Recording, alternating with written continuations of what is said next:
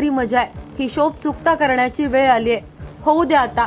पहिले हे दुसऱ्यांवर ढकलत होते ना, मी विरोध करत नाही, मी द्या असं म्हणतोय. आता कळेल आरक्षण देतात की नाही ते.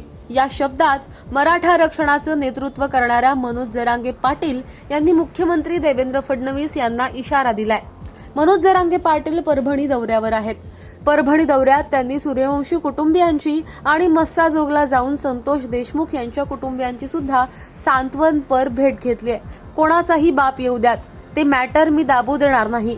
कुटुंबाला न्याय मिळेपर्यंत मी हटणार नाही.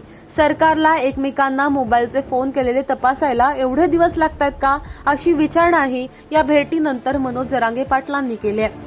संतोष देशमुख यांच्या कुटुंबियांच्या भेटीनंतर जरांगे काय म्हणालेत पहा. कुटुंब सांगतंय की मारहाणीनं मृत्यू झालाय, तशा पद्धतीचे रिपोर्ट पण आहे. आणि मग तसं जर असताना तर पोलिसांना मुख्यमंत्री पाठीशी घालत असतील तर ही चांगली बाब नाही. ही मुख्यमंत्र्यांसाठी, या राज्यासाठी चांगली बाब. जे झालं असेल, काय झालं असेल त्या विषयापेक्षा आज जर तुमचे पोलीसच लोकांना मारून टाकत असतील तर तुम्ही त्यांना पाठीशी नाही घातला पाहिजे. कुटुंबाला न्याय मिळाला पाहिजे. त्याच्या जेवढ्या मागण्या त्या सगळ्या मागण्यांना न्याय मिळाला. 15 दिवस होऊन गेलेत आता. जवळपास 15 दिवसानंतरही फक्त एका पोलीस निरीक्षकाला निलंबित केलंय आणि मदत जी जाहीर केली ती सुद्धा अत्यंत 10 लाख आणि 5 लाखांची मदत आहे. काय वाटतं, शासन न्याय देण्यासाठी असमर्थ ठरतंय?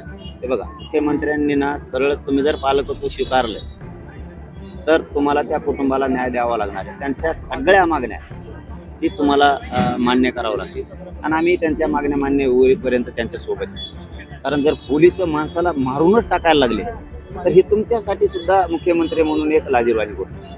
तुम्ही कोणाला पाठीशी घालावं, कोणाला नाही घालावं हे तरी तुम्हाला कळायला पाहिजे. कारण पालक तुम्ही आता जरी इथं काही नुकसानी पण झाली त्या पण सरकारने दिल्या पाहिजेत त्यांना. कारण आणि ह्या कुटुंबाचं तर एवढं नुकसान झालंय, एवढी हानी झाली. अरे बाप, ते सांगताना अंगावर काटे येते. त्याला त्याच्या अंगावरचे वळ बघितले, भयंकर परिस्थिती केली. जर पोलिसच आता खून करायला लागले. राहुल गांधी येऊन गेले, शरद पवार येऊन गेले, अजित पवार सोडलं तर दुसरं सत्ताधारी कुणी आलेलं नाही की ज्यांच्याकडून न्याय मिळेल असं. एसटी लागली नसेल, वाहन नसेल लागलं त्यांना. गरीब माणसं आहेत ती, येताना यायचं गरीबाच्या घरी यायला त्यांना वेळ लागतो. कारण इथं परभणीपर्यंत एसट्या बंद आहेत ना. सकाळ 10 वर्ष झाले एसट्या लागत नाहीत मंत्र्याला इकडे यायला.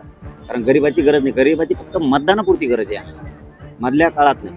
पण यापेक्षाही मी आज जाहीरपणानं मुख्यमंत्र्याला विनंतीपूर्वक सांगतो की ह्या कुटुंबावरती खूप आघात झाला आणि पोलिसांनी इतकी मारहाण केली की त्याचा जीव त्याच्यात गेला. आणि जर पोलिस जीव घेणार असली तर पोलिसांना तुम्ही सोडला नाही पाहिजे. सगळेचे सगळे मध्ये टाकले पाहिजे. याचा छडा लावला पाहिजे. त्यांच्या सगळ्या मागण्या त्यांनी मुख्यमंत्र्यांनी मान्य केल्या पाहिजे. तुम्हाला तपासात जर तुम्हाला वाटतंय त्याचा अटॅकनं मृत्यू झाला तर हे शक्य नाही. कारण ते सांगतात की रिपोर्ट आहे मारहाणी झाला.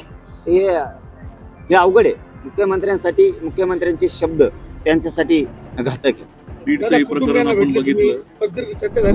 शिवाय मराठा आरक्षणाबद्दल बोलताना जरांगे म्हणाले की 25 जानेवारी 2025 पासून आम्ही अंतरवालीमध्ये आमरण उपोषण सुरू करणार आहोत. मराठा आरक्षणासाठी लढा देणार आहोत. आमच्या मागण्यांची अंमलबजावणी करा, अन्यथा सरकारला भयंकर आंदोलन बघावं लागेल. राज्यभरातल्या मराठ्यांनी अंतरवालीकडे यायचं आहे. मराठ्यांची ताकद पुन्हा एकदा दाखवा. सर्वांनी स्वतः हा मेसेज सोशल मीडियावरती पोस्ट करा.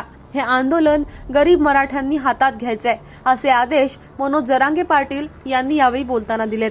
माझं गाव माझी जबाबदारी प्रमाणे आपणच आपल्या गावात बैठका करायच्या आहेत. सर्वांनी पत्रिका छापायच्या आहेत.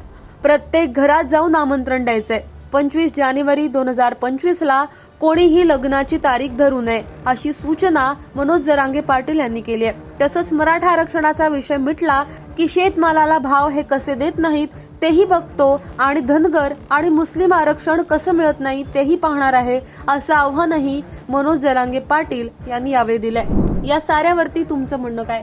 खाली कमेंट बॉक्समध्ये तुमच्या प्रतिक्रिया अवश्य नोंदवा. आतापर्यंत जर का लोकमत सबस्क्राईब केलं नसेल, फॉलो केलं नसेल तर लगेच सबस्क्राईब करा, फॉलो करा आणि पाहत रहा लोकमत.